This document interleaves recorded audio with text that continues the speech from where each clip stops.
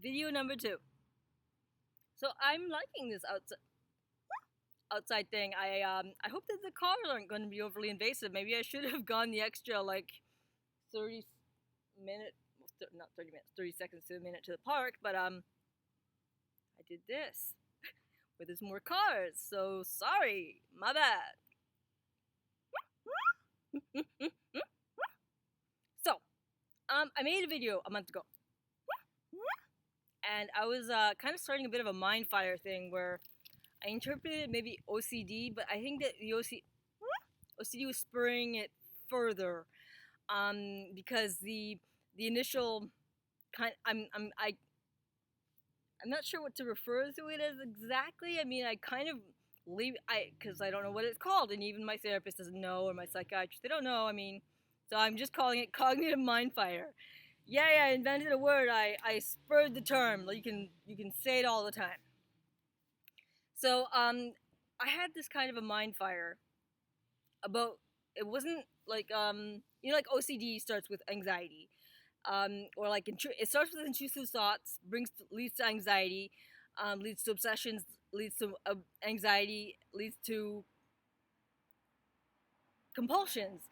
This was not started by OCD. Not the anxiety didn't spur this on, meaning it wasn't OCD, but the mind fire caused anxiety, which spurred on OCD, which made everything worse. But it wasn't all OCD. So I was presenting a little bit oddly, and I was going over a lot of weird facts, and logics that was running through my head, and which you can see in last month's video. And everything just kind of got a little worse after that video, maybe a little more intense. And I went and got some help. I tried to get more OCD meds, but I don't really think that was really the problem. I mean, OCD wasn't helping at all. But I wasn't sure what to do to get help. Like, what do you do to get help with this? I mean, nobody really understood, and I was trying to explain it, and it wasn't working.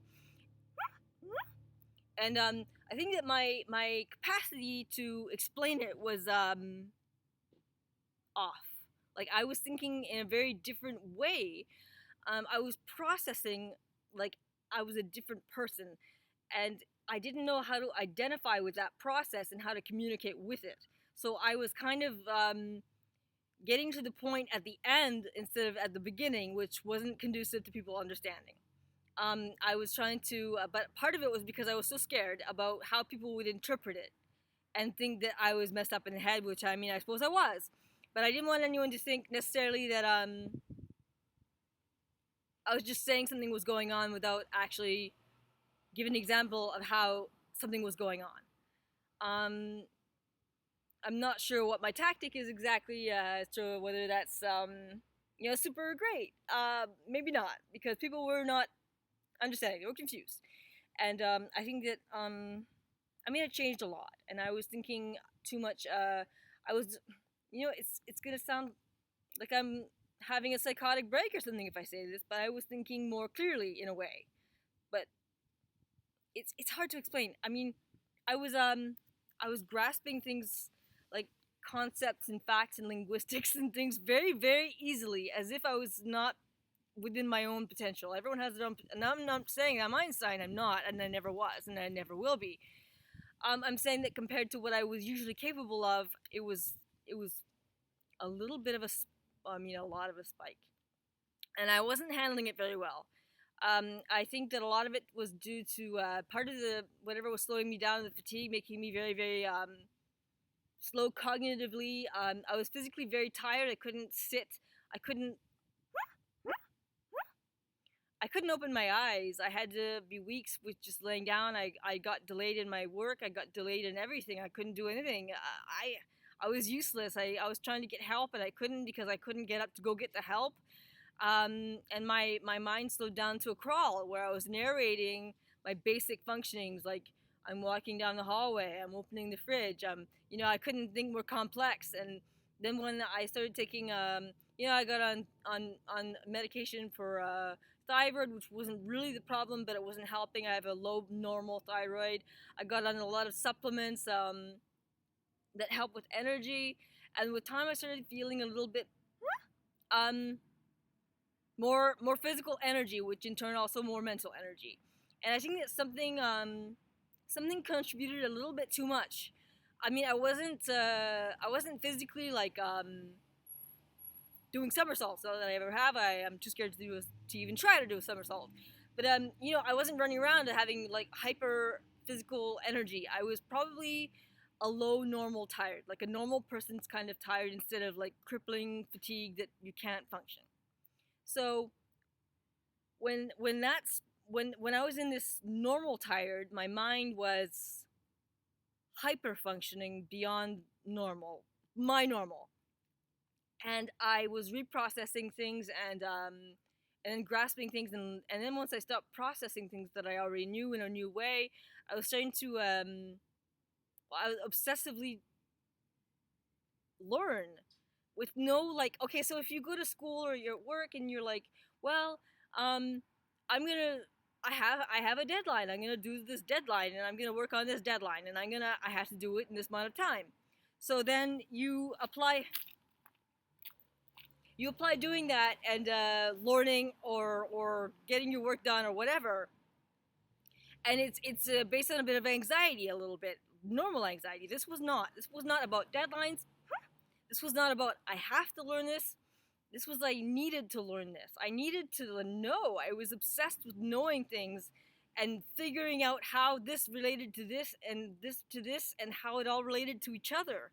And I was learning about light and color and the absence of there actually being color, and light as the perspective of atoms emitting electrons, making waves of that hit our retinas, and on the surface of an object, the atom emits an electron that it produces a wave, and that wave hits your eyeball.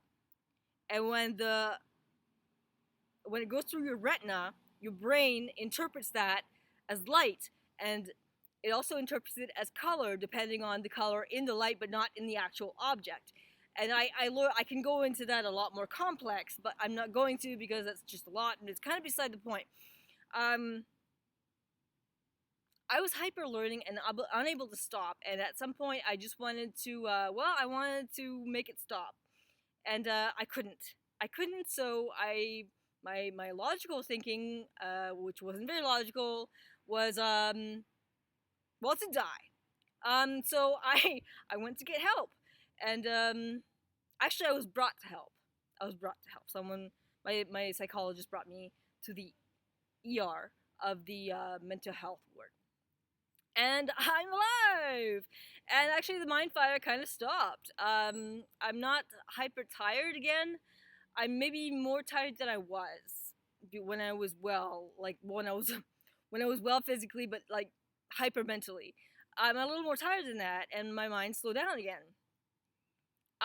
So I mean, it feels like one thing after another lately, like this mind fire thing, and then that settled a little bit, and then I was guilt tripping myself with a bunch of PTSD stuff that was telling myself that I was to blame for all of this complete crap, and I wasn't doing well with that either. I wasn't coping, so it's been rough. But the last I mean, it's I'm adapting, and I'm turning to help, and I'm talking about it, and I have a good support system. So I mean, it all works out. hopefully it won't be a mind fire again. But if it is, then maybe this time I can approach it differently if I start feeling it come on. Like learning to cope and learning to focus that energy on something specific. Like instead of learning about like math and linguistics and science and everything that I can learn, and telling myself that I'll be effing dumb for the rest of my life because there's no, even if you're Einstein, even if you're twice the smarts of Einstein, you can spend your entire life learning and know nothing because there's too much to learn. And I was overwhelmed by how much I needed to learn. So if I focus that, if it happens again, if I focus that to a specific topic or a goal, then maybe it would be more conducive to a bit of a control. Anyways, I'm gonna make sure that I don't go on forever, but I want to update on that and kind of do so in a way that was with my current ability to communicate, because I think this last time when I spoke about it, it wasn't exactly fluent in. I mean, I think it gave a very good example of the state that I was in, and it got worse. But I think that now I can better explain what was, because at the time I didn't know how, and I was kind of afraid to, and I didn't know what was happening. I couldn't perceive what was actually happening. Was it OCD? Was it, what was it? Why couldn't I stop? So I have a better grasp on it now, and I have a few theories on what caused it, and we'll see. I mean, maybe one day we'll know. See you guys in the next video.